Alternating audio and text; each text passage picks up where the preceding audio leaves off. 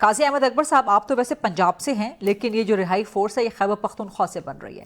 اب خیبر پختونخوا کی جو سینسٹیو ڈائنامکس ہیں وہ اپنی جگہ پر موجود ہیں، لیکن آپ نے اختیار ولی خان صاحب کو بھی سن لیا، اور آئین تو واضح ہے، کوئی پرائیویٹ ملیشیا کی اجازت نہیں دیتا، کسی کو بھی مسلح جتھے کریٹ کرنے کی اجازت نہیں دیتا۔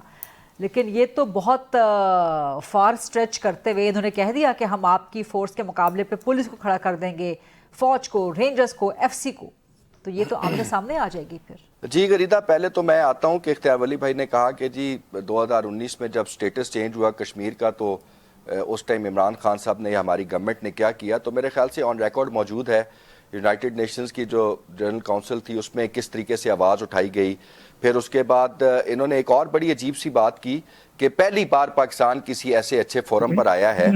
تو جناب میں آپ کی اطلاع کے لیے عرض کرتا چلوں کہ وہ ہم 7 دفعہ یونائٹڈ نیشن سیکیورٹی کاؤنسل کے نان پرماننٹ ممبر رہ چکے ہوئے ہیں، ہم 4 دفعہ ہیومن رائٹس کاؤنسل کے ممبر رہ چکے ہوئے ہیں، ہم OIC کے ممبر ہیں، ہم شنگھائی کوپریشن کے ممبر ہیں، ہم ECO کے ممبر ہیں، ہم انٹرنیشنل آرگنائزیشن میں بہت ساری جگہوں پہ رہ چکے۔ کوئی پہلی بار کوئی پاکستان کو کوئی پیس بورڈ کی شکل میں، یہ غزہ پیس بورڈ ہے، یہ تو اس کی تو ابھی تو دیکھا جائے تو انٹرنیشنلی تو حیثیت ہی کوئی نہیں ہے، جس کے لیے ہم اتنے شادیانے بجا رہے ہیں کہ پتہ نہیں ہم کون سے بورڈ میں بیٹھ گئے اور کتنی بڑی کامیابی ہم نے لے لی۔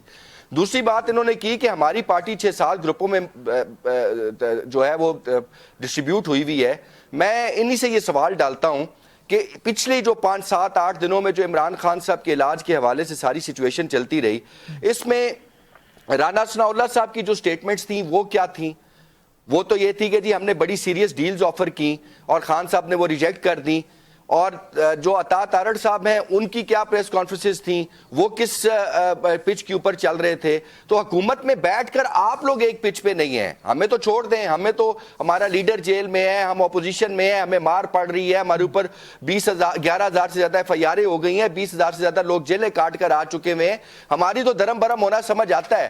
آپ لوگ حکومت میں بیٹھ کے کیوں دھرم برم ہوئے کھڑے ہوئے ہیں؟ آپ لوگوں کو ایک ہفتہ ہو جاتا ہے عمران خان کی آنکھ کا علاج ہو جاتا ہے پیمز میں، اور ایک ہفتے تک آپ کے وزراء جو ہیں وہ ڈکلائن کرتے رہتے ہیں، میڈیا کے اوپر بیٹھ کے ڈینائی کرتے ہیں کہ ایسا کچھ ہوا ہی نہیں ہے، اور پھر ایک دن آ کے کہتے ہیں جی بالکل یہ تو ہو گیا ہے۔ دیٹ مینس کہ آپ کو پتہ ہی نہیں تھا کہ علاج کروانے والا کون تھا، کون ان کو لے کر آیا۔ دوسری بات یہ ہے کہ یہ انہوں نے کہا کہ لوگ بال لگا کے سینیٹر بن گئے PTI میں، یہ واحد جماعت ہے غریدہ جس میں ایک غریب آدمی بھی سینیٹر بن کے اوپر آیا۔ یہ وہ جماعت نہیں ہے جس میں کنیزیں جو ہیں وہ ان کو وومن سیٹس کے اوپر MPA بنا دیا گیا ہو، اور نہ یہ وہ ہیں جنہوں نے آپ کی خدمت کی ہو ہاسپٹلز میں تو ان کو لا کے آپ نے MNA بنا دیا گیا ہو۔ سینیٹر بننے ذرا مجھے ریمائنڈ کروا دیں، اور یہ ریکارڈ پر بھی آ جائے گی ذرا بات۔ سب سے پہلے تو میں آپ کے سامنے لمبا چوڑا نام ہی ریناؤنڈ نام لے لیتا ہوں، جو ہمارے ہر جو خان صاحب کا جو ہوتا تھا جلسہ، اس میں جو ہمارے اینکر پرسن ہوتے تھے، ہمارے اسٹیٹ سیکرٹری ہوتے تھے فیصل جاوید، وہ کیا لوور مڈل کلاس کے نہیں ہیں؟ آپ مجھے بتائیں، وہ پیسے دے کر آئے ہیں؟ یہ تو میں آپ کو صرف ایک ایگزامپل دے رہا ہوں، ایسی کئی ایگزامپلز ہیں KPK میں، جو آپ کے سہیل آفریدی آج CM بنے بیٹھے ہوئے ہیں، he also comes from a lower middle class۔ تو دیکھیں یہ تو ایک ایسی جماعت ہے جس میں ہر شخص کو آگے آنے کا موقع مل رہا ہے۔ مرزا آفریدی کی کیا کوالیفیکیشن تھی؟ دیکھیں آپ اس طریقے سے بات کریں گے تو پھر تو میں بہت ساری ایسی کوالیفیکیشنز آپ کے سینیٹرز پہ بھی اٹھا سکتا ہوں۔